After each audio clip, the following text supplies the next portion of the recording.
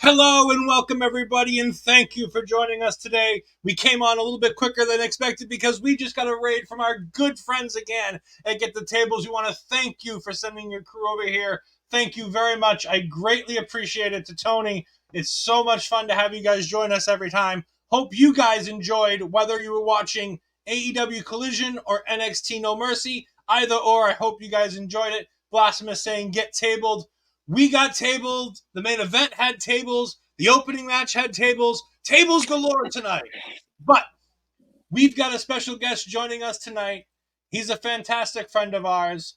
I'm going to go ahead and have Astrid bring him in as I go ahead and play his special theme made just for him. There you go. I am in misery. Wait, wrong one. This one.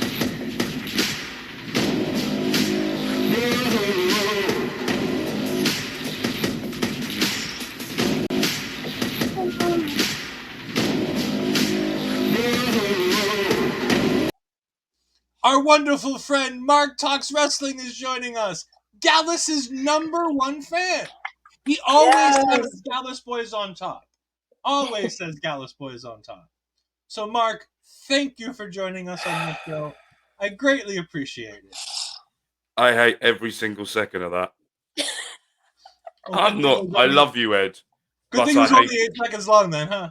Yeah. Oh, it pains every inch of me to hear that. But it's lovely to be here. Thank you ever so much for letting me come on and letting me be here. I had fun until the end and it ruined my night. Which is that the main event of No Mercy that ruined your night? Because if that's so, I definitely want to hear from you and hear what you've got going on. Because I really enjoyed the back half of this entire show. But really, everything actually went really well on this show as far as I'm concerned. Mark, you haven't been on here in a while. It's been a while since we've had you. Tell us about your thoughts overall on this card. And then we'll get into our deeper thoughts match by match. God. That is probably one of the best NXT shows I've seen overall package in a very long time. From start to finish, it felt important. Everything had a meaning. It all had something in it that made you want to react in a way. There wasn't throwaway matches or certain matches put together. The build for it was great. Fastlane, take some notes. And I think the way it was all presented, I thought was I had expectations because we all know with takeovers how great the matches are anyway. You go in there and they leave everything they possibly can in it. But this overtook that by a very miles ahead. So for me, to actually able after a long time to sit down and sort of watch it live and to really enjoy it, and there wasn't much. Everything was paced right. It just felt right, and that's how I felt. Without blabbering about all of the results, we'll get through to that in a minute. Astrid, what about you? Your thoughts on this card as a whole? Well, thank you, Mark, for spending your morning with us more than anything right now. No worries. 4 a.m. for our friend Mark. Yeah, that's why I said morning. Dedicated. But no, overall, yeah, it was a great show. I was with my family and I really wanted to get up from my chair to like get anything because I just didn't want to miss anything that was happening. And yeah, the girls main eventing, chef's kiss. Thank you, Shawn Michaels, great book of the year. I'll give you the award right now because that was it. Amazing. I mean, he knocked it out of the park with the booking of this show. Yeah. Like I said, we talked the other day about how the go home show didn't quite deliver, but at that point they'd already done everything they needed to do. So all they needed to do was just get here. And boy, once they got here, they didn't stop. We're gonna go ahead and start on the pre-show. Mark, I don't know if you caught this match or not. I don't know if we told you that you had to watch it. We had Kelani Jordan versus Blair Davenport. I thought Kelani killed it in this match. I thought she was fantastic. Blair led her around just good enough, and Kelani, with all of that promise and skill and potential, came out here and had a really, really good, solid match. It wasn't breathtaking by any sense of anything, but it set the tone. The people that were there a little early got to have a fun match. She did the Dana Brooke pose with the flexing And the couple back times. elbow. Mm-hmm. While I don't like Dana Brooke, I love the shout out. I love the ability that, she has this friend and she feels bad, so she gives her that shout out. My personal opinions about Dana Brooke aside, that was nice. No, I think this is exactly what it needed to be. There was a moment where Kelani did a couple things, and I'm like, are they going to give her that like schoolgirl 1, 2, 3 to surprise Blair Davenport and have Kelani win? She didn't, which is fine. It keeps Blair trucking to where she needs to be, but it gave Kelani all the momentum going into the women's breakout tournament. Mm-hmm. Mark? So going into this, stats time. If you compare the stats with matches so far, so Kelani has had 25 matches in total, all of these include house shows, and she's won 11. This was her 11th TV match, where if you compare that to Blair Davenport, who's had, including house shows and everything else, she's had 357 matches. So it was all about how Blair Davenport is going to try and help sort of produce or try and showcase. That was probably the better word for it. And for me, I'm still saying this now, and I've said this ages ago. Blair Davenport will be the next NXT Women's Champion. She will be the one. I think the person that has come through the door recently will not get the NXT title. I think that is a route through to shoot her up into somewhere else to try and learn it. But for me, Blair Davenport will be that champion, and she proved it today that she'll get someone in there that's really at the bottom, learning her way up and sort of helping her to get over with the fans. I think that was probably the best thing she did. Was Kalani's got the skill, but can she get over? And I think as the match was going on, you could tell that. Before we get Ashton's thoughts, we want to notify Chris Best jumping in here and saying, I'm still not completely sold on Blair, but I'm getting there. That's fine. We're still getting the NXT crowd who hasn't seen her on the indies in the UK, who hasn't seen her in Stardom, are still getting a look at her. She's still new to this crowd. So it's fine to still be getting figuring out if you're getting on board or not. The one thing is that she's been able to do is they give her opponents who are beneath her, and she has quality matches with said opponents, which is the key to a star, is that you can go out there with anybody and have a good match. Time will tell how good of a star she is, because she's got Gigi Dolan coming up on Tuesday, and I still don't want to see that match. What about you? Yeah, I mean, like I said it all yesterday. I was like, I knew this was that moment, even though Blair was gonna get that victory, that it was Kalani's, moment to shine, and she really showed that today. She has such unique encounters to what Blair was giving her, and I loved the crowd reaction to it from the get-go. I was like, this is what they want, something different from these ladies. And the way she did like that back elbow was, really well done, and that like swinging neck breaker she did from the ropes too. And I was like, You're killing it, girl. And I like the momentum that she had going into it. I was just waiting for that moment that Blair would turn it around on her and get that victory. And then when it happened, I was like, there it is. But yeah, I was like, I love, and I said it before, I love that even when Blair's winning, she still showcases her opponent in such a way that you get to see something from them, and you're like, wow, that's impressive. I get to learn from her and see something different from them as well, even though you know that Blair's gonna get that victory in the end. And this was the same case as well. I love her doing, like you said, that tribute to Dana with the corner elbow as well. Dana even mentioned it on Twitter as well. Really well done. I love seeing that, that little tidbit there too. But yeah, these two, they did great. I was like, I love what Kalani's doing. She's growing so much. And it's nice to see that she's going to be part of the tournament so we can see a little bit more and then head into this tournament as well. We got some fan comments. We got WB fan 4040 coming in saying, whoop that trick. We're going to talk all kinds of glowing things about Trick Williams in just a little while. But yes, whoop that trick. We've got my supercard teammate Rosita coming in here saying, I didn't know Blair was in Stardom. Interesting. Yeah, when she was dating Ospreay, she was running Start. She was one of the premier Gaijin. She called herself the top Gaijin. And she was running the world in Stardom at the time. Massive in the UK as well. Yeah, and she's had matches in the UK with Piper Niven. Yeah. She's had matches with Kaylee Ray. She is Bangers. a bona fide star that WWE is lucky enough to have gotten their hands on. That's one of the reasons why I think she will be the next champion, because for the experience she's had around the world and where she's been and what she's done, I think if you're going to give someone they want to mold into NXT, like the person that's just come in that they've just signed, Jade Cargill, is going to be a rocket, someone that is molded to WWE perfection, and you know that that's what they're going to do. And with Blair Davenport, it is around the world. It is around the world. How can you get more eyes? The top guy is now in, and now you've got her coming. And and she is, when you let her go and just let her loose, she's phenomenal.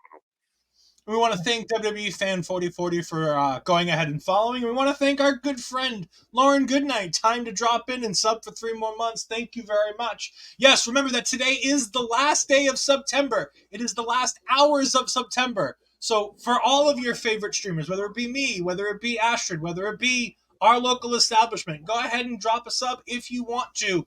They are percentages off based on how long you sub. Gift subs, I believe, this weekend are still going to be a little bit more discounted. Go ahead and check it out, and make sure that you're using your desktop app.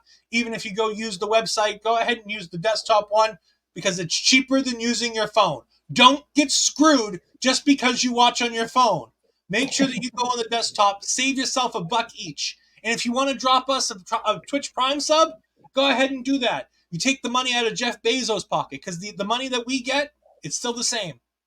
So go ahead and take that money out of Jeff Bezos' pocket and give it to your favorite streamer. Any money. Just make sure that if you have Twitch Prime, if you have Amazon Prime, that you're linking those accounts and making sure that you use that Prime sub, because you can just give money to your favorite creators. And while it's not a lot of money, it's always nice, and it's a nice way to show support because you're already paying for the free shipping. Because that's what we all have Twitch Prime for anyways. We all have Amazon Prime for the shipping. Let's be honest. None of us use it for half the shit that we get with it. Yeah. Anyways, while I don't work for Amazon, but I do love taking Jeff's money. Hello, everyone. Chris Best says, my subs are all from Prime. There you go. Like I said, whether it be here or someplace else, just make sure that you're subbing to your favorite streamers with Twitch Prime. You get one a month. It's nice. It's easy. And again, it's free to you because it's already something you get out of your Amazon Prime membership. And you take money out of the richest man's in the world's pocket. Or at least the richest man in the United States. We get WWE fans saying the NXT title match was match of the night, maybe match of the year. We're going to get there. But yeah, this match had 2. Count them 2, in my mind, 5-star matches back-to-back on this card. We got a good friend, Chris Parrish, jumping in to say hello. Hello, Mr. Parrish. I hope you enjoyed LPW yesterday, as I know you were out there with Edmonton with all of our friends, especially our good friend, Smart Mouth Zach, being in Edmonton. Always nice to see pictures of him with all of our friends. So, go support your local indies too. Take money from Jeff Bezos and go ahead and support your local indies, man, because it's exactly what you need to do. It's a wonderful thing, and your local indies will give you some of the most enjoyable nights you'll ever have as a wrestling fan. The match between Ilja and Carmelo Hayes was impressive. It was indeed. We will get there in just a few. Well, it'll be a bit, but we'll get there. Yeah. We then get our surprise opening match that none of us were excited for, and all of us were like, wow, that was better than I thought coming out of it. Baron Corbin versus Bab. We had Bab back here one more time, badass Braun Breaker. And you know what? It was all right. It was pretty all right. I was thoroughly sports entertained during this match. Whether it be Baron Corbin's apparently Ghost Rider inspired entrance, I thought it was The Undertaker. People online thought it was The Undertaker. And Corbin's like, nope, it's about the bike, and the bike's apparently Ghost Rider inspired. Flames on his side, so apparently that's what it was. Mark, why don't you go ahead and talk to us about Baron Corbin versus Bab? So before we get into that, let's do some stataroonies, shall we? Booker T. Anyway, This is my fault. I did tell him he could bring stats. He did. I did ask permission to start off with because I love my stats. But if you look at with house shows included, the comparison between Bron Breaker and Baron Corbin is just ridiculous. Including house shows, Bron Breaker has wrestled 87 times. 87 times compared to Baron Corbin's 1,073. Since coming back to NXT the second time, Baron Corbin has wrestled 6 times, winning 4, losing 1, and drawing 1. He should have won that, really. Anyway, and this was the first time ever Corbin and Bron Breaker have ever faced each other. For me, talking about this match and going through the match, it was what I expected, big men slapping meat. And this was a different side of Bron Breaker that I think we needed, and I think we got it. And I think if he uses what he did tonight, moving forward, he could become a real big star on the main roster. My issue, the only thing, Corbin made him look like the big deal, big, strong baddie that it needed to be. And he made him look very good. My only issue now, while I smack my mic, is will Bron Breakker able to do this without Baron Corbin? I hope he does, and I hope that he's able to carry on doing it because I think there is a star in Bron Breakker. He just needs to get that level where he is now, what Corbin made him, and keep it going. That's why I come out of it. And also, Mr. Stone is the man, and that's about it. I want to thank, before I let Astrid talk, I do want to thank Corey MLB for his second month of subscribing with his message. Hey guys, decided to pop in. What a show tonight. I really enjoyed it. Those last 2 were great. They were indeed. Astrid, you were going to go ahead and talk to us about Bron Breakker and one of your favorites, Baron Corbin. Yeah, I didn't get to tune into this right away, so I missed the entrance. So I would have no idea it was Ghost Rider because I didn't see it until I saw his video later. So I'm glad I saw it from there first. But no, it just like Mark was saying, it's like if you look at it, Braun has grown so much, but Baron made him look even better as well during this whole thing. The part that made me laugh the most was like when I saw the referees in the corner and I hear the commotion. I'm like, who the heck is gonna come out during this? I never thought it would be Stone. And then when I saw him there, I just had to laugh at his attempt at going towards Bron Breakker and Bron just turning it around on him right away. But no, it's like I enjoy the match between these two. I love having Baron come in here. I was hoping he would get that victory because, like I said yesterday, I feel like Braun doesn't have anything else going for himself in NXT, so I didn't see him getting that victory to begin with. So I'm glad it came out the way it did as well, and just Baron looked great as well coming out of it. I just hope this is Braun's last thing in NXT and he's just gone now because I see nothing else for him here. And then seeing this, I don't want to say it was boring, but I felt like it had no purpose for me because he doesn't have anything else going towards him. So I'm just hoping this is it and that we get something else with Baron Corbin because I want something else for him at this point that's worth my time. Please. Yeah, while I didn't love the idea of the match and what they went through with it, like, I wasn't thrilled to see Baron Corbin versus Braun Breaker on a premium live event. That being said, these two guys went out there and killed it. The fight before the match, Vic Joseph bringing up the fact they were in Bakersfield, California, which is the location of the greatest moment in SmackDown history. I don't care what Fox says next Saturday night. The greatest moment in SmackDown history, when Stone Cold Steve Austin calls for a price check on Jackass, as the grocery fight took place in Bakersfield, and Booker T told him, if you know what's good for you, you won't bring that up again. Oh, just fantastic. No, I thought this was a really good match. It wasn't great. It wasn't fantastic. It was good. It did everything it needed to do. It made Braun look great. It made Braun look like he's going to be fine on the main roster. But it gives Baron Corbin that edge to be like, look, I didn't take my eye off the ball, and I won the match because you got distracted.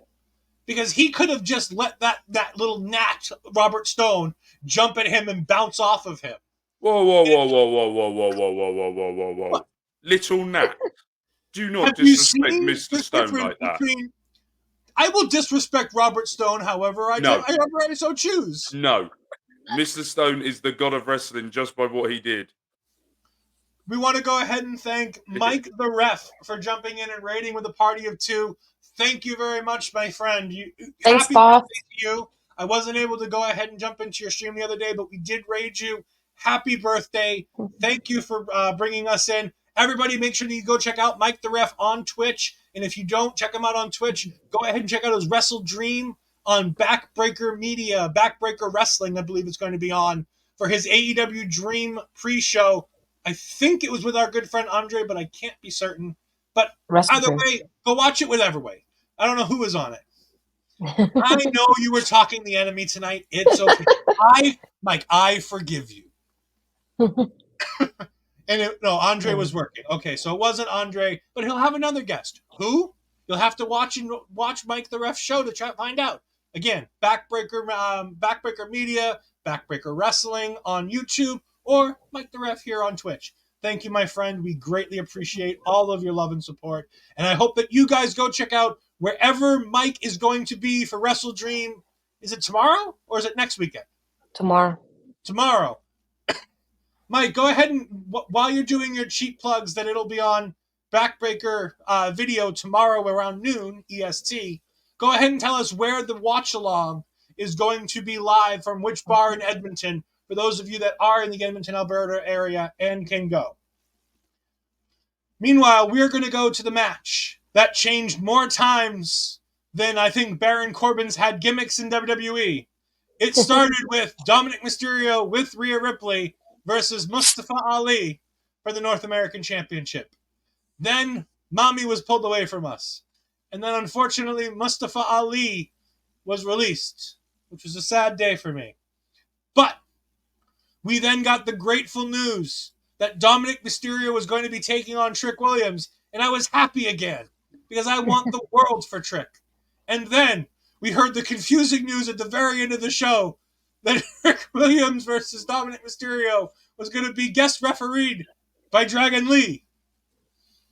Astrid, how did you think that Dragon Lee did as a professional referee in this match? I mean, his counts were very well done. He counted up to the 3, even though the final count for like a 4 instead of a 3. But yeah, I mean, he did what he had to do tonight. It was like I kind of figured it would be now he'll probably go up to Trick and be like, I helped you, so now you help me with the title shot kind of thing. So that's why he did a good job with him tonight.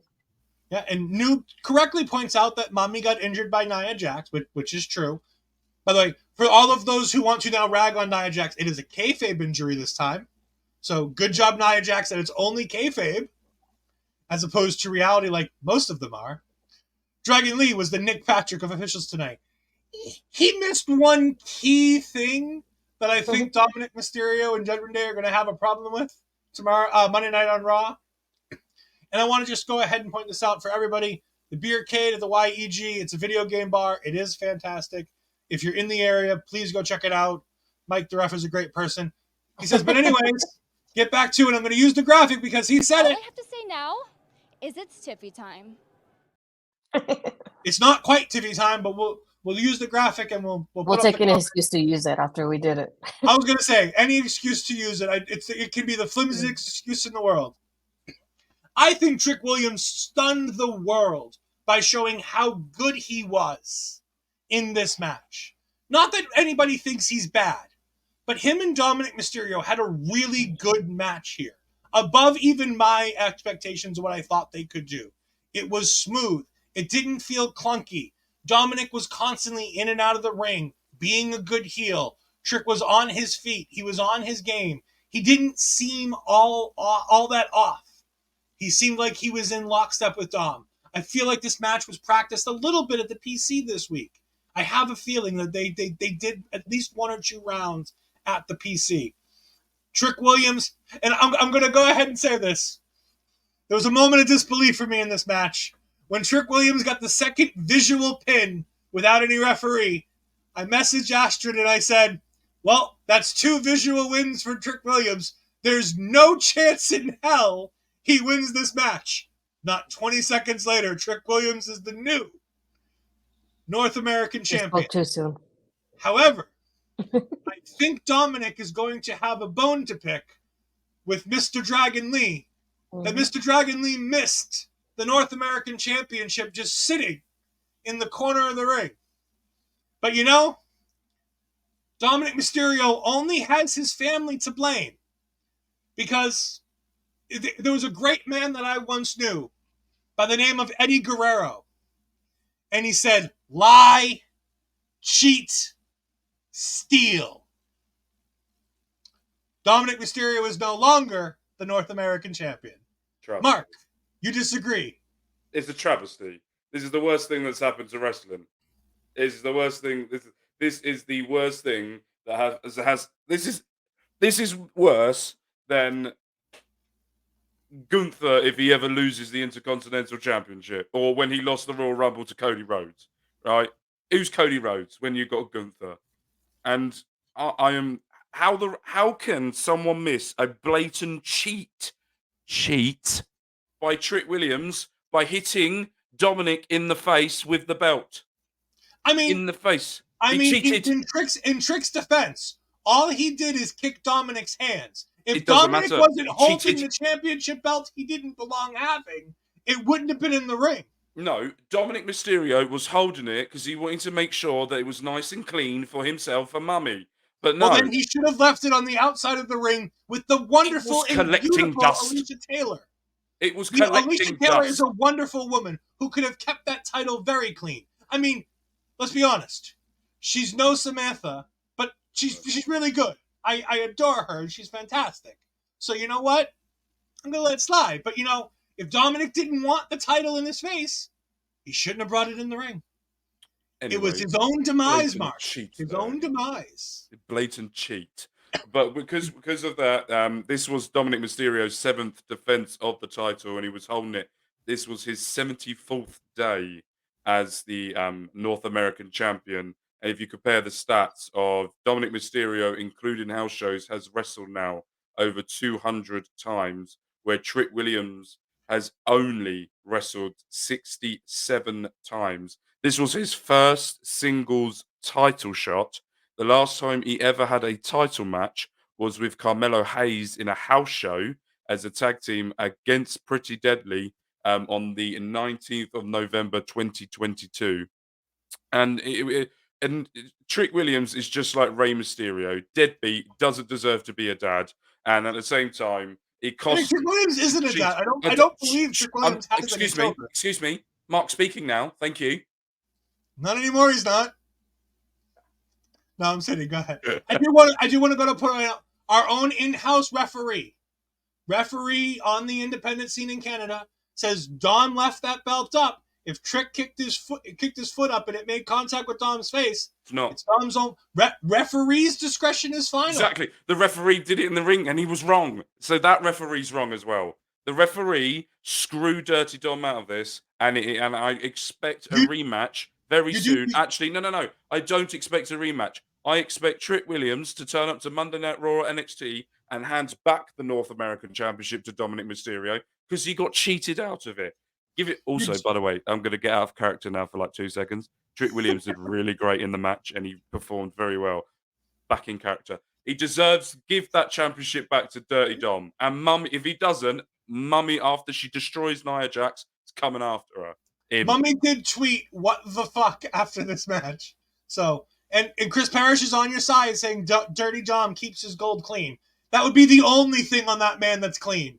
Because Lord knows nothing else on that man is clean. His hair, his face, his clothes, none of it's clean. By the way, that bruise looked absolutely painful.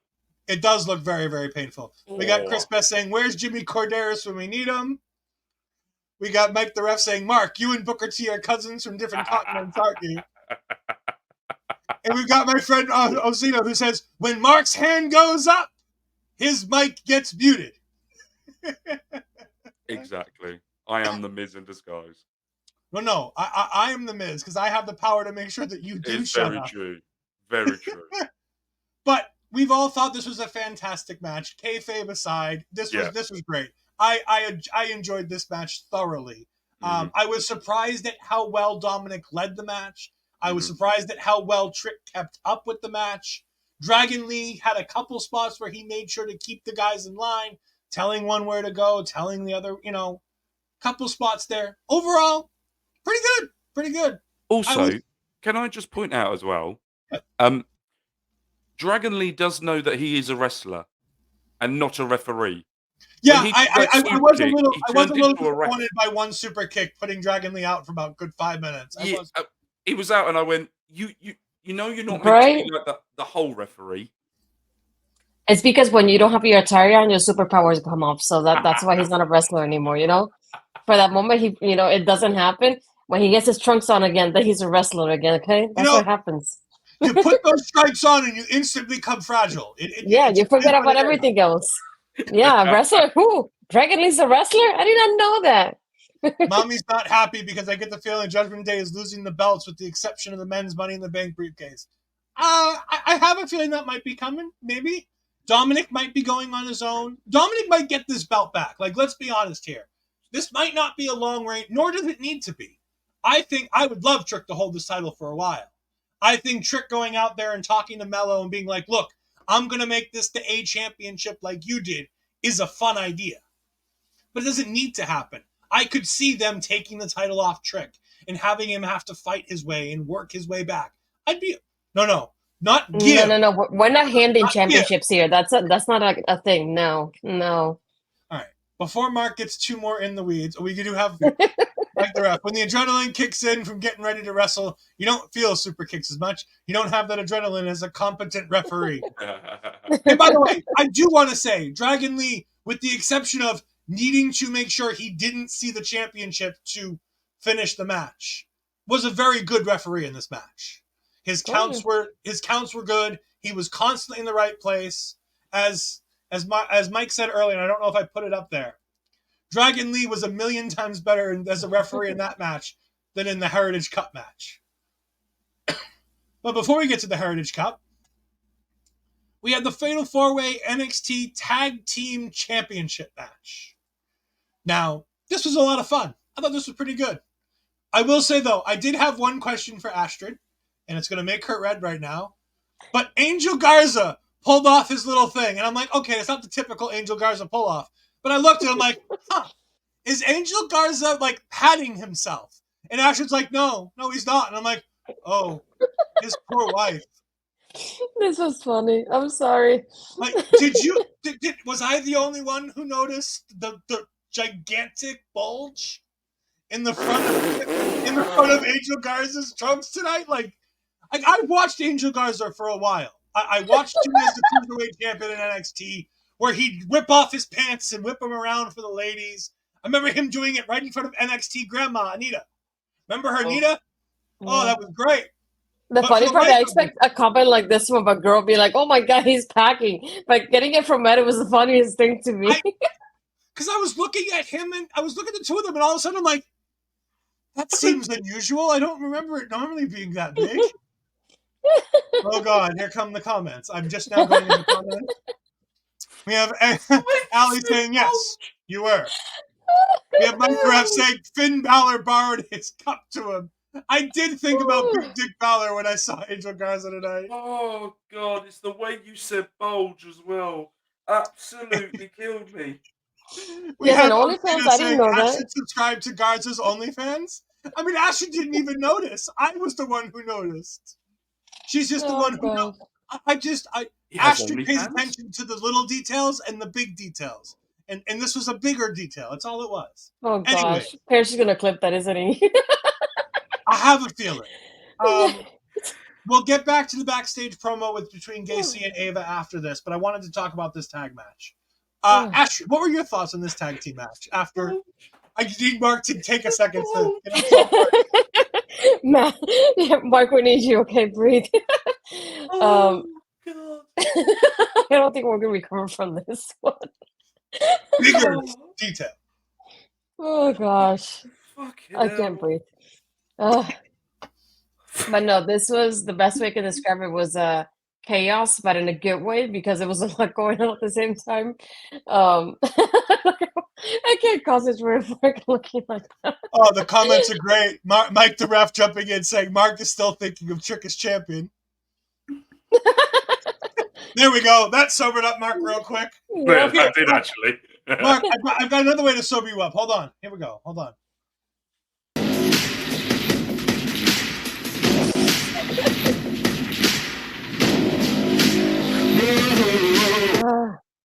I hate that music with a vengeance, by the way.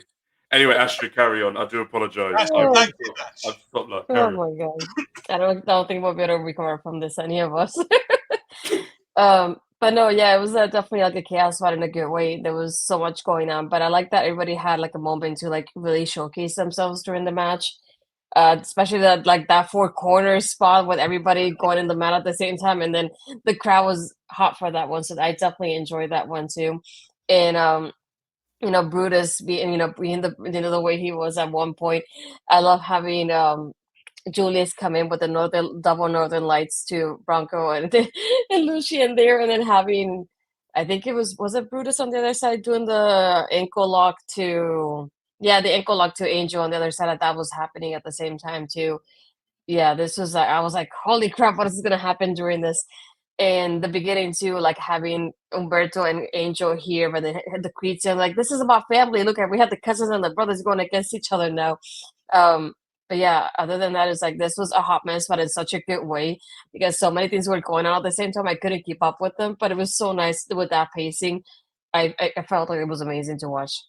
And my thing about this match is everybody got a chance to shine. Everybody looked good, whether they were giving or receiving. And for me, I spent a lot of this time watching OTM. I spent a lot of time watching Bronco Nima and Lucien Price in this match because the other three teams are fantastic. Like, we know how good, Los Lotharios are. We know how good the Creeds are. We know how good Tony D'Angelo and Stax is. By the way, MVP to Stax in this match for carrying it when they kayfabe bring out Tony D'Angelo. Mm-hmm. He just sits in there and takes it. Fantastic job by Stax.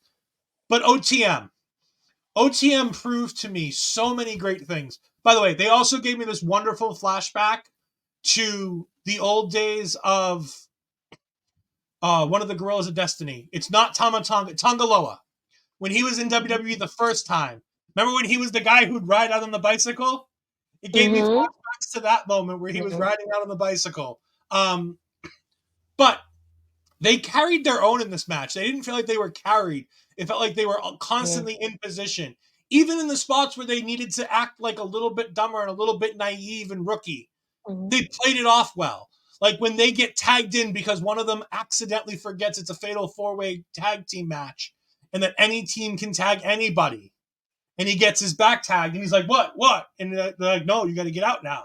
And then use that later for him to do the exact same thing later on in the match to the exact same person on the Los Lothario side. The way they sold and got up for, yes, thank you, Mike the ref, Hunico. Yeah. Hunico was Tongaloa's name in WWE when he was here the first time around. I say first time around because I really expect them both to come back at some point in the near future.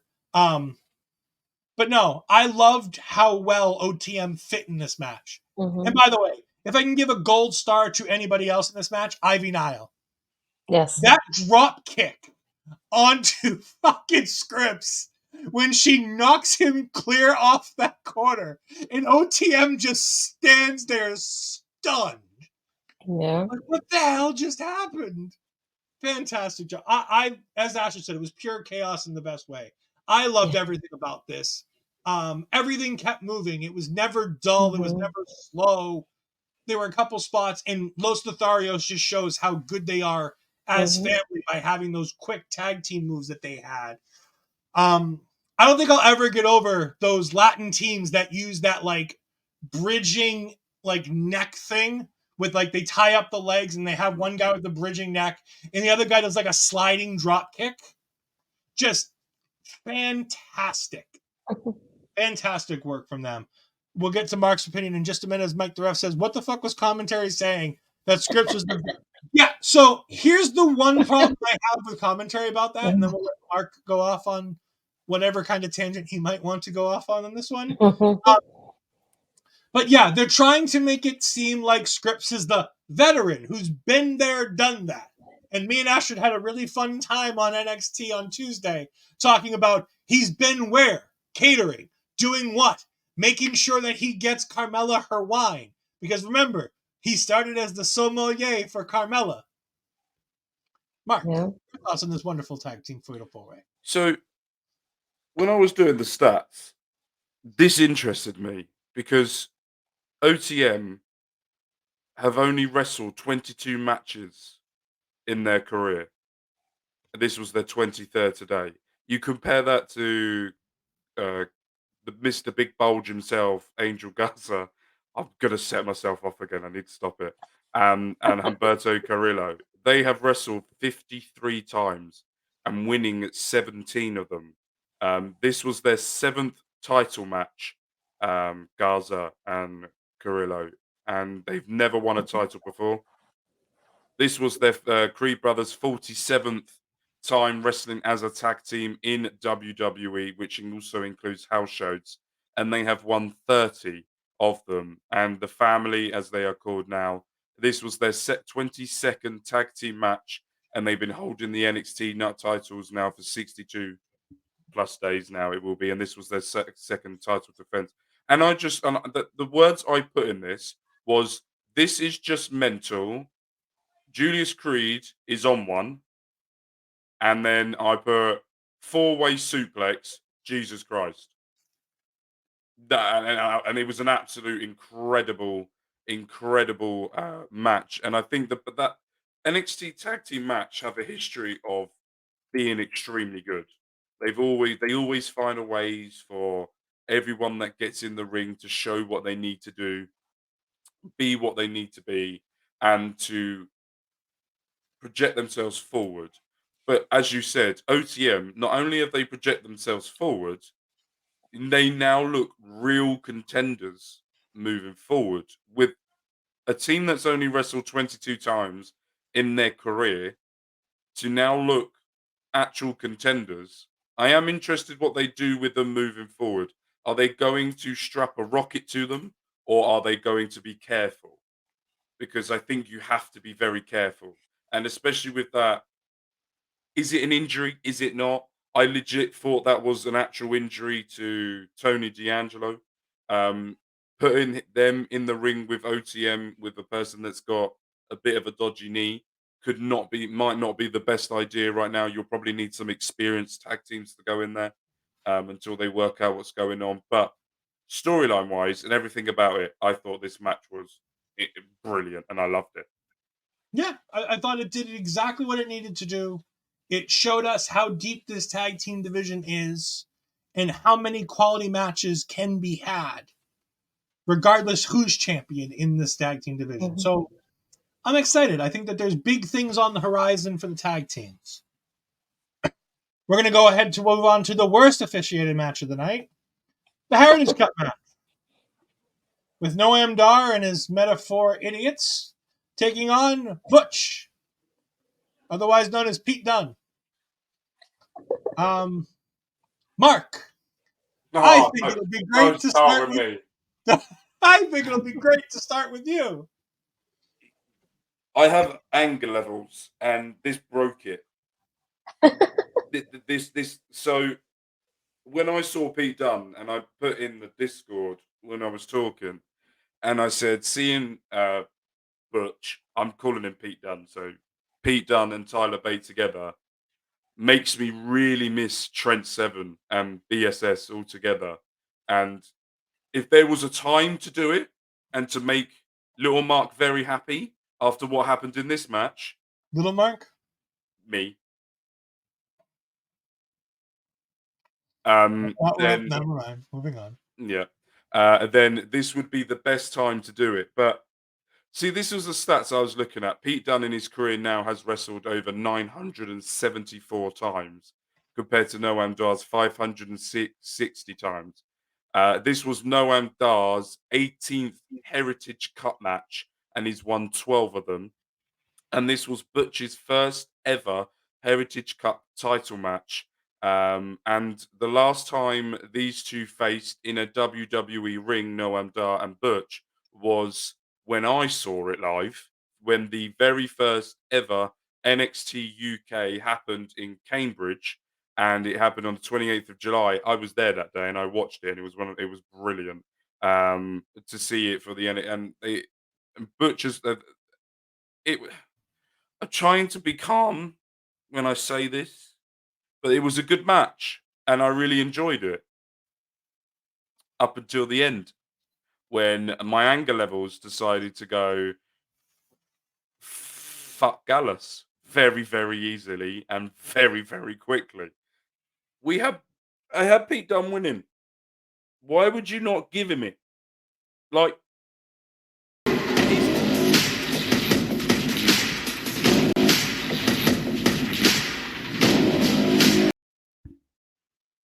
I hate my life. That sound effect came. You know what? I had the plan for that sound effect before the show happened, and then Gallus showed up, and so I was like, "Ooh, a reason Yeah. to use it." Well, go ahead and throw the other background up too, because you're talking about Gallus. Oh, fuck off. Makes it even worse. It is 10 to 5 in the morning and I'm sick of Gallus. Why are they there? What Joe Coffey couldn't even get in the bloody ring without falling over. That's all he can bloody do is fall over and try and hit a stupid clothesline, thinking he's JBL, the stupid idiot, and then trying to ruin Pete Dunne, who was New Big miles Jeff better said it wrestler than he says F is. Gallus and F Metaphor. They ruin the match Yes, for everyone. And and I get it. Like this no, is one of the reasons why I don't like Metaphor. Trust me, there are a variety of reasons and multiple levels of why I don't like Metaphor. One of which is they have no Dar. Second of which is they have Lash Legend. Third of all is they're really, really, really, really annoying. But Mike and Mark both brought up a good idea. Is do we get British Strong Style versus Gallus oh on Tuesday? please, please, I please, don't for the think love we of God, get British please. Strong Style as we expect it, because while Trent Seven is not currently, as far as I know, signed anywhere, I Googling. don't know if he's going They to be. booked the regular tag though. Yeah, Tyler as and my ref does say and Astrid is saying, Mhm. they have booked the regular tag for the show. Yeah. I'd love if they bring in Ridge. I think that's our most obvious thing here is that when we get the three-way in a couple weeks, probably at that October double show, I think it's going to be British Strong Style, but I think instead of Trent Seven, I think we're going to get Ridge Holland. Yeah. Yeah, Mike says as a 4-man tag. Mm-hmm.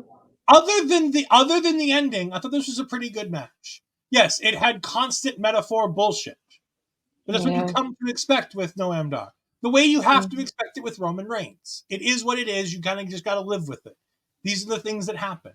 It's the same thing when you watch a Jay White match and just know it's going to be just not quite as good, just not quite as good as a Will Ospreay match, because he's just not quite as good as Will Ospreay. It's things that you just have to accept. And you know what? And they say Mike says maybe Ridge can come down for a dome Jeff Coffey for Mark. Yes, There's a lot of things they can do. please. There's a lot of things they can do. I think there's a whole bunch of fun to be had with Gallus finally having something to do if they're not going to the main roster. And I think that they still want to do, and I kind of want to see Joe Coffey versus Ilja Dragunov. I think that'd be a fun world championship match. I know, Mark. You're not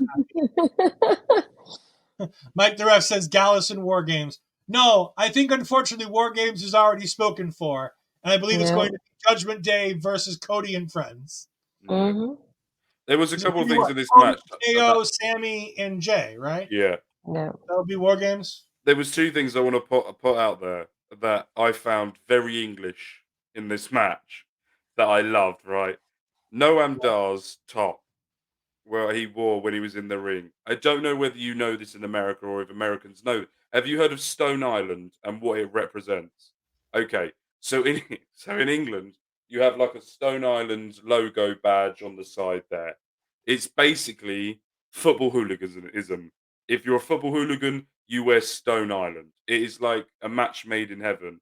And when I saw that, that made me laugh. And another thing was after the first round when he did the back elbow after the top, he laid in the corner and did this sign like VAR, as in, as you like to call it wrongly, soccer, but as we call it, football. But he did the sign like the VAR and he says, go and check it, go check it. That popped me just for a minute. And I was like, that's clever. That was proper English, that one. And that made my English new heart happy. But at the same time, before we end this, fuck Gallus. They ruined my night until the next two happened. But that started to ruin my night. I call it frustrating on EAFC 24. We're going to go ahead and move. Astrid, do you have any thoughts? I'm sorry, I won't skip you. Do you have any thoughts on this match? I just didn't like when there's too many interferences. That's the only part that bothered me at that point.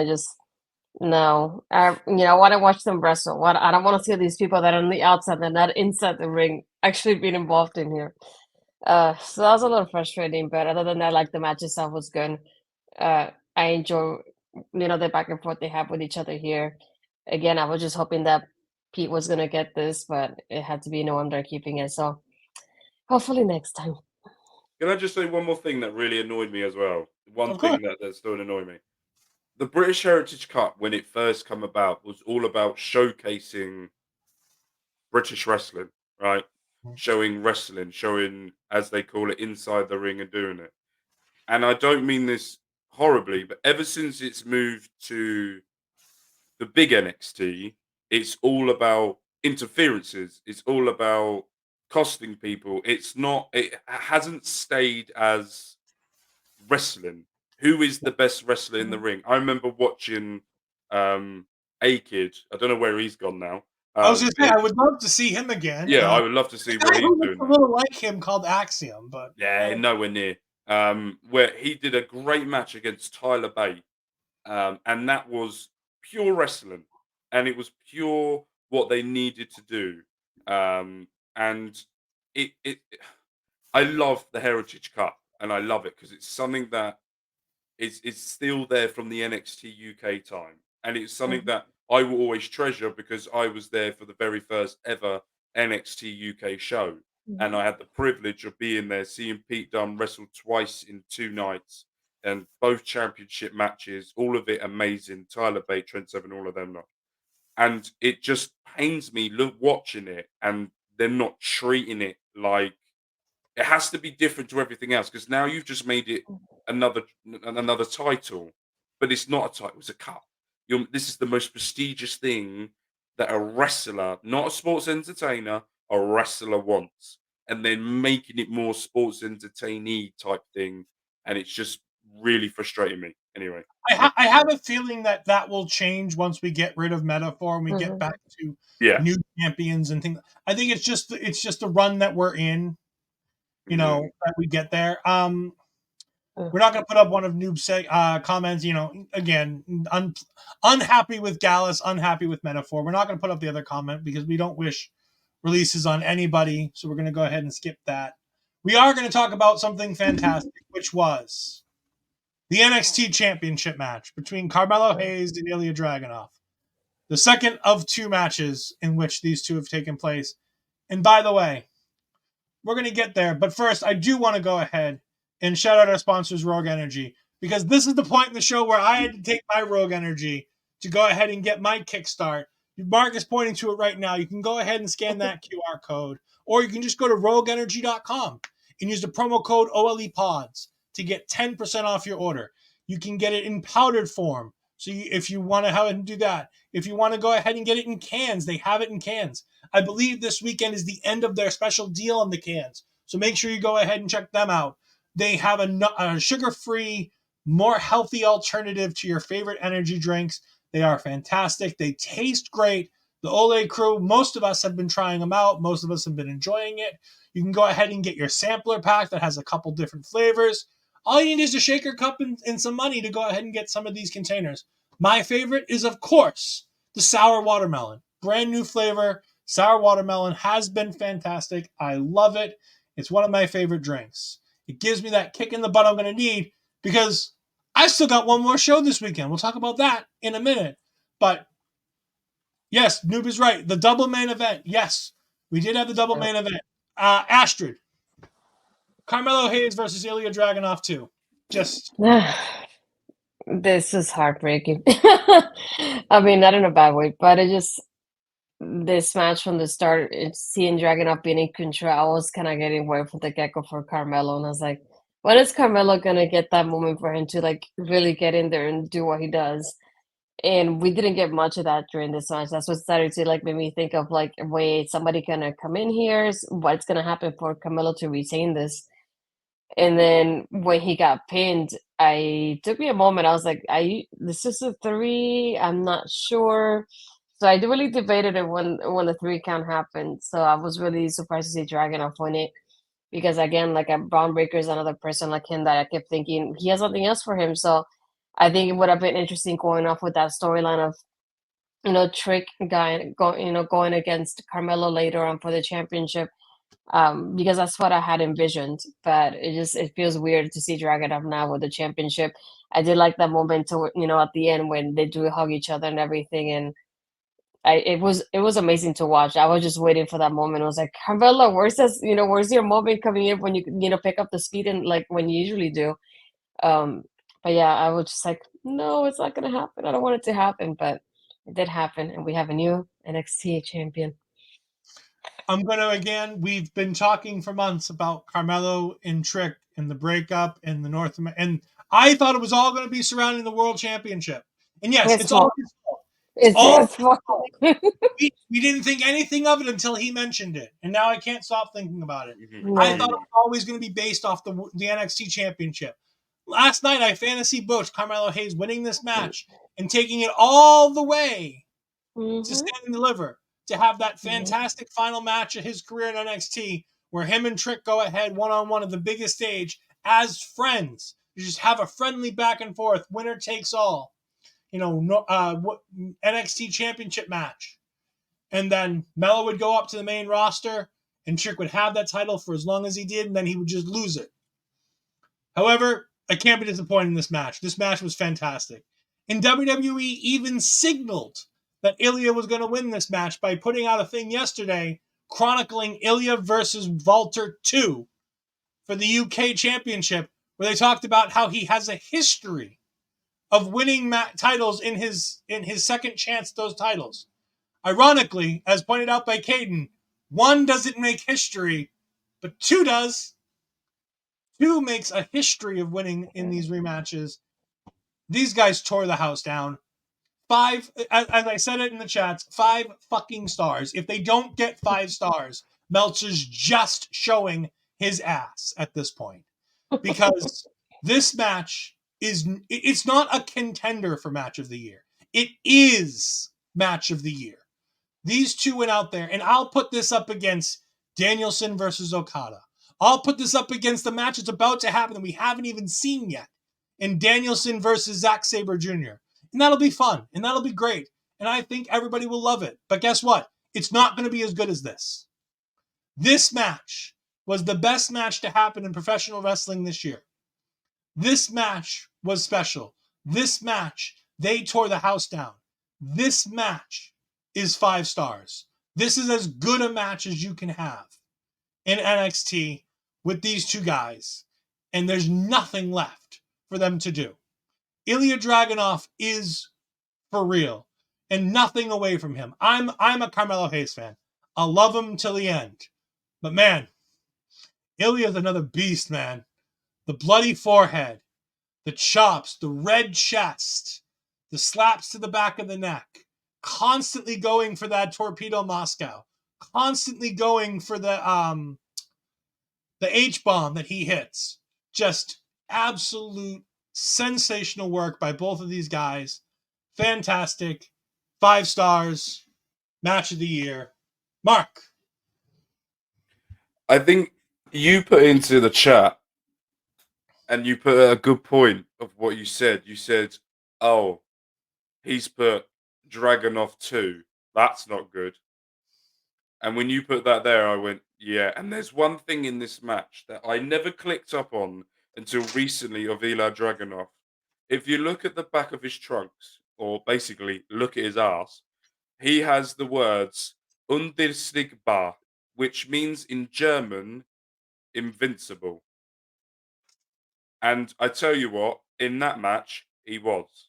And I thought the way I remember watching, as he was called, Walter or Gunther, 2, and I remember watching that and going, there won't be a match that I see that will either come to that level or get to that point where Dragunov will top or get near the performance he did in that match, because that match was horribly brutal, horrible, and it was.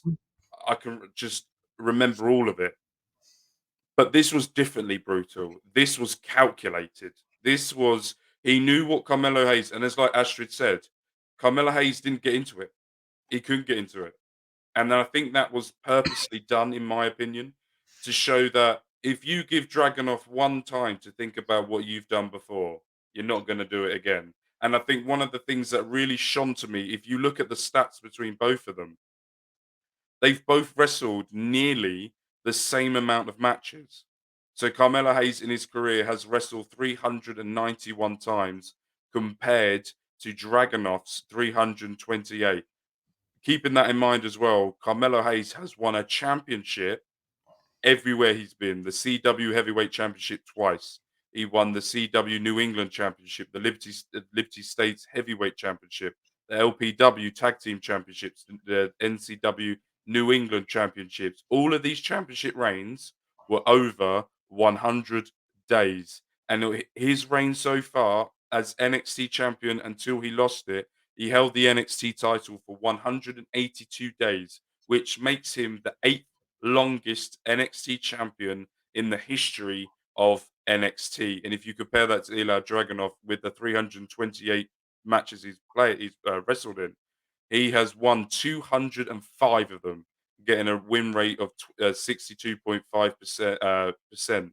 And look, the NXT Next Step Heavyweight Championship twice, 986 days. NXT UK Champion, 319. All of the championship reigns he's had have been over 100 days. And in this match just proves, and I said this and I will bang on about this and I will say this to the end of time, that if there's Gunther, there's Dragunov. They may not like each other in real life or they don't get along, but by God, whatever them two have brought up in or whatever they do, it's just phenomenal.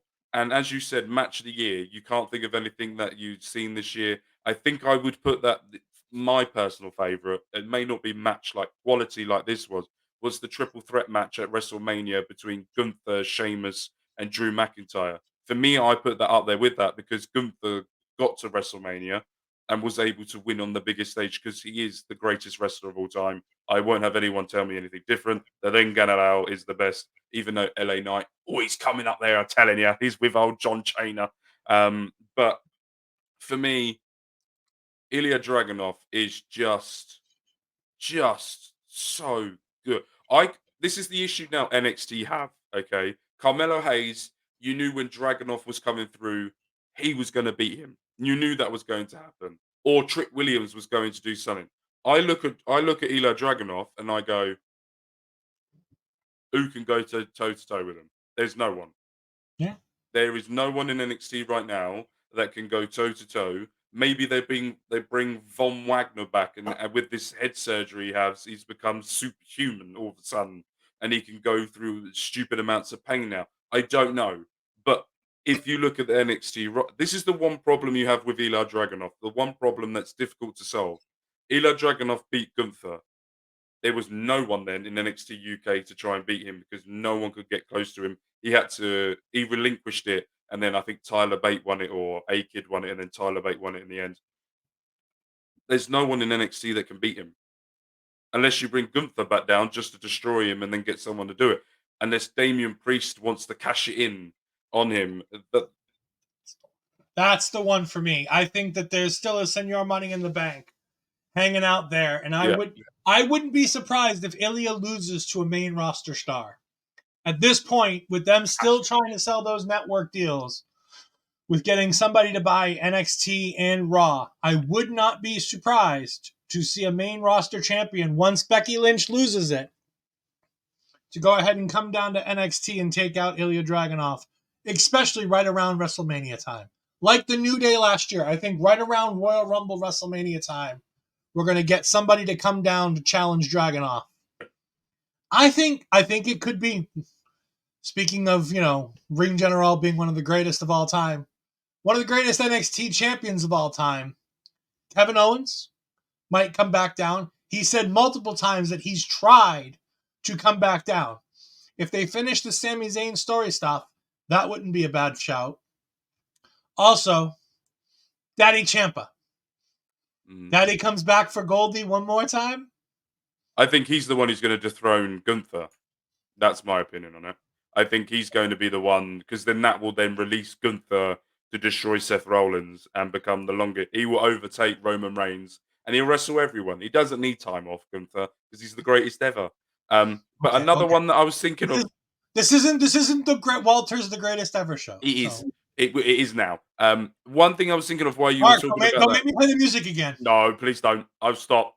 One thing that I think you were saying, you're bringing the main roster person down to do it. And one person who I think could use that, and someone who could be good in that, Ludwig Kaiser. Mm-hmm. Bringing him. Try and Gunther goes off because after what's been going on, Giovanni Vinci's looks like he's going to get a beating at some point for taking all the losses at the moment. Ludwig might want to go his own way and do his own thing, and he has star potential, Ludwig Kaiser. He has got that it factor, and maybe releasing him into the singles way of what he does, maybe that's the type of person them two are going to have great chemistry. Because Ludwig Kaiser, anytime he's in the ring, has great chemistry with a lot of wrestlers anyway.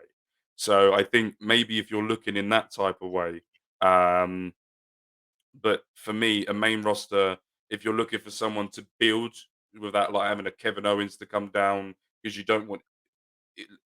you want someone that you want to build on the main roster a bit. I think Ludwig. I just turned into Donald Trump then. I just realized my hand movement just anyway.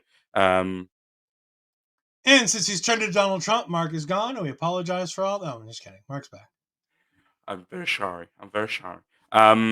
That was my Donald Trump impression, and as you can see, shit. But yeah, so for me, Ludwig Kaiser, I think, could be the one that does it. But with the Trick Williams and Carmelo Hayes segment at the back, as soon as Carmelo Hayes hugged him and he tapped that championship, I went, oh, I'm right. I was always right. I told people this was gonna. This was WrestleMania time, wasn't it? Stand and Deliver, I think it was. Yeah. I think I said this. I said this was what's going to happen, and I'm being proved correct because, as you know, as LA Knight says, "Let me talk to you. I'm always right." Yeah. All right. Yeah. Moving on. Yeah. We are going to go over a couple of the backstage segments now because Ed was a silly Billy and forgot to cover all of these during the show.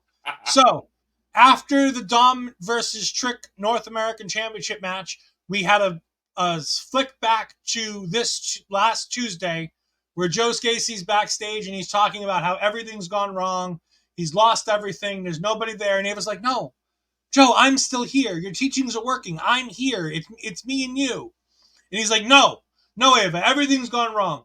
This isn't the right family for you. You need to find another family. Bloodline. We've said for a while they need to add a woman to the bloodline. Mm-hmm. And while not officially blood, kind of, sort of, ish, they are part of the Anawaki wrestling family. The Rock's family. Ava Raine is the daughter of The Rock. It is very possible that we see Little Miss Dwayne Johnson, Ava Raine, showing up to go ahead and help some family members. Maybe it's main event Jey Uso. Maybe maybe she goes right over there and works with Jimmy and Solo. She goes over to Roman and she's like, Uncle Roman, I need help. I need guidance. I need somebody to lead me. Mm-hmm. And she goes onto the learning tree of the tribal chief, the longest reigning champion in the modern era. It's possible. Yeah. And then Gacy said, I had to find my purpose too. So I wonder what that means for him. And then after the tag team fatal 4-way match, we had Trick Mello backstage. And Trick is all excited because he won his championship. And they're like, after the show tonight, we're going to go party. We're going to paint the town red. It's like Dr. Dre says. And Mello couldn't deliver. Mello couldn't deliver on him end of the bargain. But for all those people who wanted to see that one shot, we had it for a brief moment in time. We had the shot with both of our men holding those championships. And of course, before the NXT Women's Championship match that's coming up next, we did have the list of the women who are going to be, with the video package, in the breakout tournament. Jakara Jackson, Carmen Petrovic, Lola Vice, Jada Parker, Izzy Dame, Danny Palmer, Kelani Jordan, and rounding out Ariana Grace. No Jade Cargill to be seen. My guess would be she's not headed to NXT then. Because in one of these two spots is where I would have put her if she were headed to NXT. Either have her learn in the Performance Center and be the bodyguard to Tiffany Stratton, or she goes ahead and wins the breakout tournament and cashes in. And I liked Caden's idea. If she would have won the breakout, to cash in at Survivor Series, to make it a big stage, big time stage, put that NXT title over there on there. But that's not the case. So we have a lot of young wrestlers we haven't seen a lot. Yeah. Mark, do you have any stats on any of these lovely ladies? No. Okay. Can I go back to something you just said a minute ago? Absolutely. Yeah. About Ava Raine. Yes. I think The Rock is happening at WrestleMania. I mean, it's a potential. He said it was a potential last year. Because if Ava Raine goes Roman, The Rock can come back and go, you're corrupting my daughter. Mm-hmm. And that's an easy pathway without having him turning up at the Royal Rumble and winning it. That type of random crap WWE like to pull every so often. But you can have, like, it's getting to a point where she's doing really well, she's improving, she's going forward, she's doing stuff, but she's doing it wrong and corrupt and the bloodline way. And The Rock's had enough of seeing his daughter get corrupt in that type of way. Anyway, I'm just pitching ideas for WWE just so I can bring The Rock back. Because remember, The Rock in his interview with Pat McAfee on Pat McAfee's show said that it was missing that little bit extra, that little something that makes it. So if just being the tribal chief and looking at Roman and going, oh, you finally made it up from the kids' table to Roman with his 1,000-day reign, and Rock go, oh, congratulations on graduating from the children's table. Welcome to my table, the tribal chief's table, where I'm out here in Hollywood making millions and millions of dollars, movie after movie. I bought the XFL, having him go through the litany list of the things that The Rock has accomplished outside of the WWE, Yeah. making none of it about what he did here, making Rock the heel because all he cares about is his accomplishments elsewhere, and how the tribe wants the wrestling lineage, and how the tribe is behind Roman. And now you add in his daughter being corrupted, his daughter not working with him. And maybe, just maybe, The Rock brings some friends along. Zilla Fought 2 is sitting out there. Free agent, wasn't working out in reality of wrestling. Maybe he ends up in WWE. Jacob Fatu as well. Jacob Fatu is under contract. I know, but he's still really good. He's fantastic, and he would make a great member of this storyline. And remember, Jacob's not the only Fatu or Uso in MLW. There are others. There's them. They're all over the place. They are. Well, that's because they have so many. Yes. There are plenty of ways that you can go about this to get that. With the women's breakout tournament, there was one woman in there. I can't remember her name, but she looked like Rhea Ripley when she debuted in WWE. The blonde hair. Is it Izzy Dame? Probably. I'm going to Google because She had like green and black gear. No, maybe. I don't know. I liked Carmen. Carmen had a sword. Like that Rhea was Ripley. cool. I am obviously going to go with my girl Lola, though. But I know, but you know what made me think too? What if one of these girls, not like the Danny Palmer or Kelani that we already seen a little bit of already, and like Ariana Grace, one of these girls that we have like hasn't debuted yet. What if Jade attacks her and takes her spot in the tournament? Because it's something they could easily do too. If one of the girls is not really TV ready to be in the tournament, have her be in one of those backstage segments, and all of a sudden she's beat up, and then there's some kind of sign that is Jade, and Jade comes out and takes her spot in the tournament. I'm like, you never know something like that happens because they said the storm is brewing. So it doesn't mean that we're going to get the storm right away. It may take a little bit of time.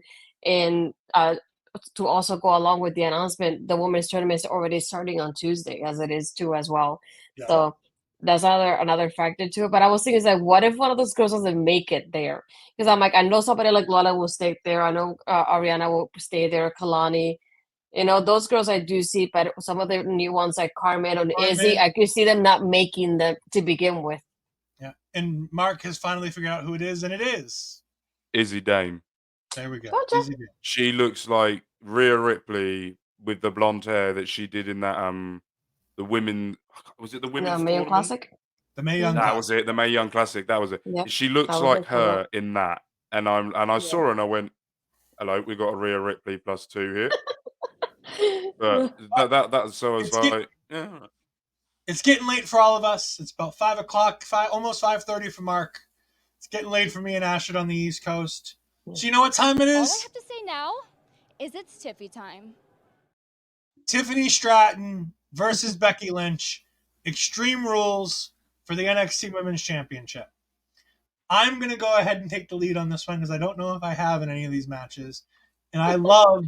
If anybody knows anything about me, I do adore talking about my little Barbie Tiffany. But my little Barbie got bloodied up tonight. My little Barbie went through hell tonight.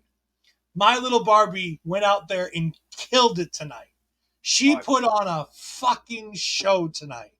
She went out there with Becky Lynch, and the two of them, I said it the Tuesday night they had their match. They have such great chemistry. They have unbelievable chemistry in the ring. They do such a great job in these matches. And Becky Lynch at the end of the match, giving respect, talking about that Tiffany has it in her veins. They went out there and killed each other tonight. I mean, Tiffany doing not one, but two of those swanton bombs. One through the table that half broke, and her and Becky fell off. The other one, and by the way, picture perfect. These aren't Jeff Hardy swantons where he kind of sort of does. No, these are picture perfect swantons. Yeah. We got Mike the ref saying, your Barbie had a family reunion ring. I popped the bag. Yeah. That was great. Like I said, they get it. They understood. Becky Lynch with her shirt tonight. All the people that she's fighting for. Bray Wyatt. on the shirt. Yeah. Becky, just a fantastic person. I'll say what I say, gimmick aside, fantastic person for Becky there. This match was great, though. These two girls went out there and killed. Multiple spots on the stacks of chairs. Those are some dangerous spots. This match reminded me of Charlotte versus Becky. From Evolution? I was going to say, from Evolution. They mentioned it. Yeah. When they first started. Yeah. I know they mentioned 2 matches with Charlotte, and one of them was the Evolution one. I was like, I like that Evolution kind of drop to begin the match because it happened as they were going towards the fans in the beginning of the match. And I was like, that's interesting. But yeah, they did. I thought there was a lot of great spots here. Tiffany, above and beyond what was expected of her. She's proving that every time she just goes out there and she gets better and better, that she just gets it. She understands what her job is. She understands how to accomplish it. I don't know. I don't think WWE's ever had 2 5-star matches in the same show. I think WWE had 2 5-star matches back to back. I'd give this women's Extreme Rules match 5 stars, easy. It might even be better than Melo versus Dragunov, and I don't say that lightly. I think Melo versus Dragunov might have been one of the better match of the year. But these two girls went out there and killed it. And for as young and as inexperienced as Tiffany Stratton is, remember, 3 years ago, this girl is a gymnast. She's never done pro wrestling 3 years ago. And she's hanging with one of the best in WWE right now. Granted, she's one of the best. But, I mean, the 4 horsewomen, she's the 4th of the 4 horsewomen. But, you know, she is. But she's still one of the best. I mean, even being the 4th of the 4 horsewomen still puts you in the top 10 of women around the world. Like, Becky is a little bit clunky in those matches. I've said it before. I'll say it every time I watch a Becky match. She's a little clunky.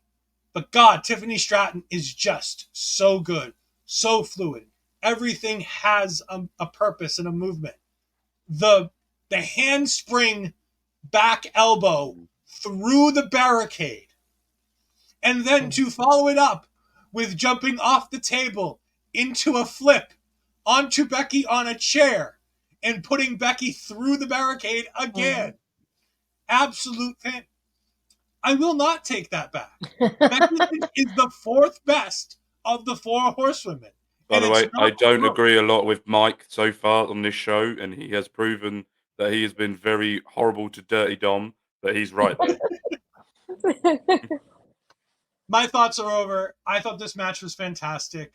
Mark, we're going to come to you last. Astrid, go for it. As our women's wrestling expert, main eventing, first time in a WWE show since 2 matches on that weekend debuted, with Io Shirai defending her NXT championship in a triple threat on the same weekend that Bianca versus Sasha happened, because that was the last time that the women main evented a WWE Premium Live event in 2021. Yeah, when I saw the tweet, I kept thinking back to it. I was like, I can't believe it's been that long since the women main evented purely in NXT. But, you know, as Sean said, it's like, I'm proud of them. So they deserve this spot. So I'm going to give it to them. And once I saw that, I kept thinking, holy crap, this match must be good. And they're putting it in the main event. And to me, this was definitely like a six stars more than anything. It was, you know, that back and forth. I like how they played off of each other so well. You know, the back with the doll, such a great spot. I love the part at the beginning with the helmet that didn't work out for Becky, so she threw it into the crowd. And even with the dolls throwing them at Tiffany, and Tiffany's a trash can lid, so it started hitting the fans. And I like that at one point the referee kind of told her to like move towards the middle so it wouldn't hit the fans either. But yeah, they had such a great back and forth here. And the part with the table, I like how when I noticed with the table spot is that Becky started setting it up, and then Tiffany went, you know, and took her down. So basically Becky set it up for her. So Tiffany just had to basically reverse it and put it up, you know, put it correctly in there. So I noticed that tidbit there. And the part when when Tiffany finally puts it and sets it up, she's like, "Where is she? Where is she?" She's looking for Becky, and I was wondering what she was looking for. And I like how Vic is like, What are you looking for? What are you looking for?" And then she goes, "Where is she? Where is she?" I'm like, "What do you mean, where is she?" I'm like, "Wasn't she just behind you?" But it just made me laugh. She came with that fire extinguisher there, and the barbed wire bat was another spot that just holy crap. Yeah, and then from the tables to the stack of chairs to the commentary table, I love that they didn't stay in one place. They started at the entrance ramp. From there, and they went to the fans, and to the fans that went all around the ring area to the barricade. They used the space so well, and this what I love about this match too. That detailing that they didn't stick to one place. They used the other surroundings to their advantage in this whole match, and even in loss, Becky definitely and they just showed out so well. And when I saw this, I kept thinking, "Dang, Tiffany really showed out during this match." 'Cause I was expecting something like that, but it exceeded my expectations already with her tonight. It was incredible, and I love having that part of that detail, having Tegan Knox in the crowd there too, because as Becky celebrating her win the show, Tegan, they're like, now she's going against her on Raw as well. So that would be interesting to see as well, basically tomorrow at this point for us. But yeah, I just overall I love the match so much. I was hoping something was gonna happen with Jade towards the end, and maybe this was the reason why it was the main event. But either way, it delivered for me. Very well done. Mark, to round out the show. Yeah, I was just googling. It was nearly, if it was by the end of 2024, it would have been 1,000 days since women's match closed out a WWE Mhm. PLE, which was Sasha Banks versus Bianca at WrestleMania 37. That is just amazing. And Yeah. if you look at the stats as well going into this match, with Tiffany Stratton has only wrestled, including house shows, 61 times. And out of those 61 times, Tiffany Stratton defending and holding the title for 107 days. And then you look at Becky Lynch's stats, 980 matches in her career, 65% win ratio, winning championships in NXT, the WWE Women's Championship, the Tag Team Championships on Raw and SmackDown, and the women's as well. And it's just, for a woman that's only had 61 matches in total in WWE to go up against, I would say, the tied second best four horsewoman in the four horsewomen, tied with Bailey, with Charlotte first. Don't care about those last.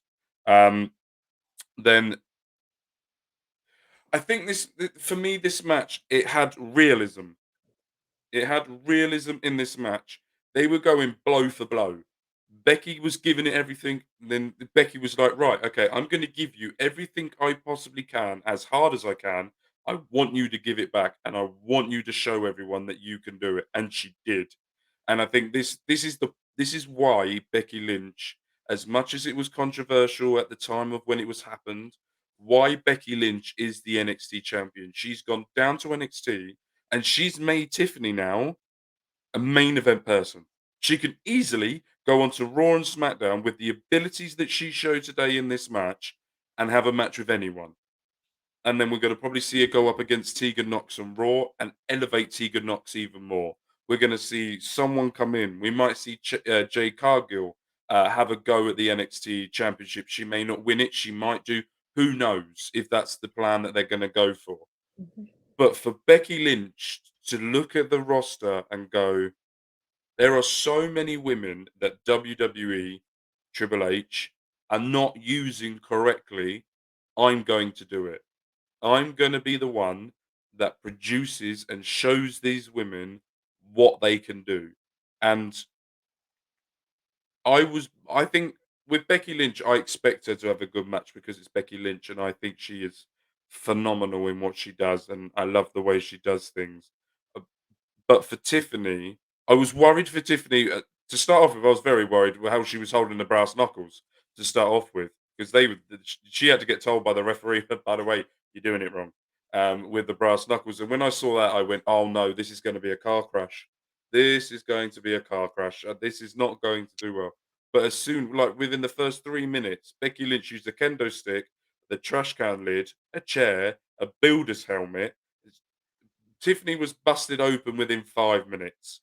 Mhm. And then I thought was great one. That's why I'm wearing the hat. Is a Bray Wyatt's name was on the side as well, and there was other stuff that was on there as well. And the amount of respect that both women gave each other, and you can just tell that the amount of love and I don't mean this in a horrible way, and I don't want this to come across as I'm trying to big up Becky Lynch than what I am. But that match there, Becky Lynch has made Tiffany Stratton's career.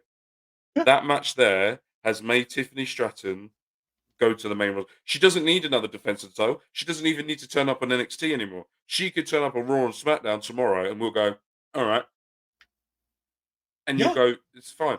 It is amazing what Becky Lynch is going to do with this NXT title, and I'm all here for it. If Jay Gargill gets involved, if she doesn't, it happens. But that was phenomenal. And as you said, I don't remember the last time I've seen back to back main two main events, as WWE like to call it, and both of them produce as main events.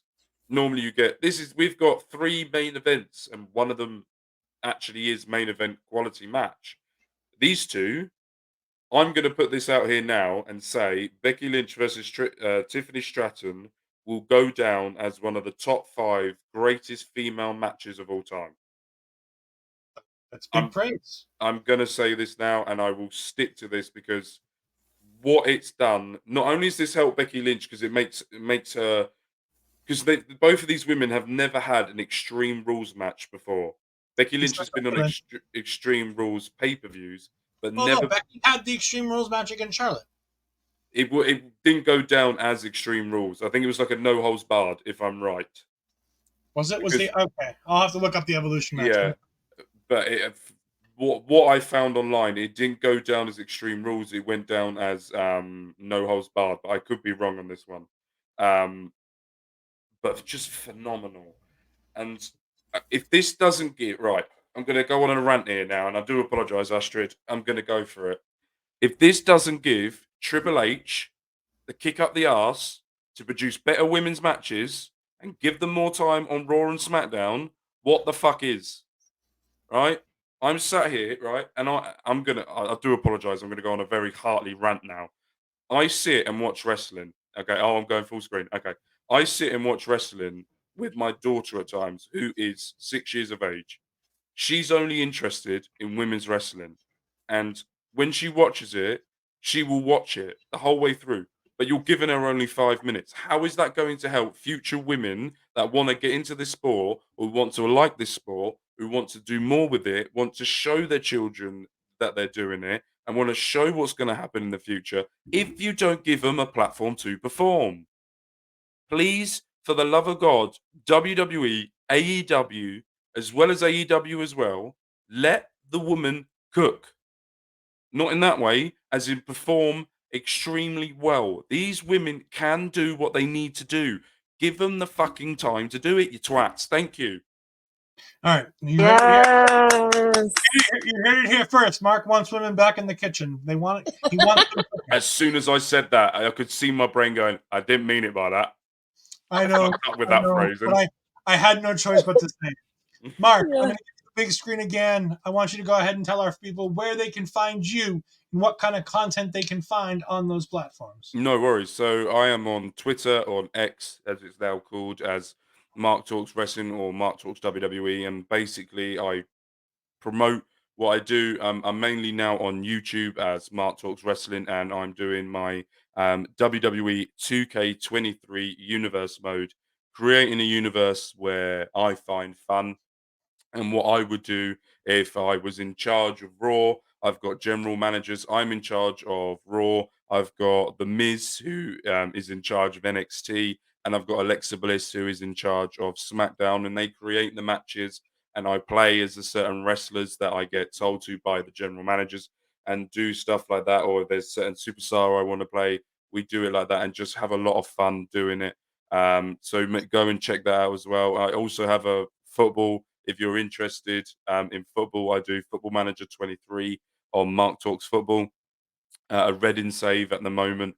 And I do my weekly Reading news, or if I go to a game, I do a vlog. That is on YouTube as well at Mark Talks Football. So make sure you go and check that out. TikTok, I'm there. Mark Talks Wrestling, Facebook, I'm there. Fucking everywhere. Can't get rid of me if I'm there. And we've tried. Trust me, we've tried. Astrid, We have. where Unsuccessful. can we find you?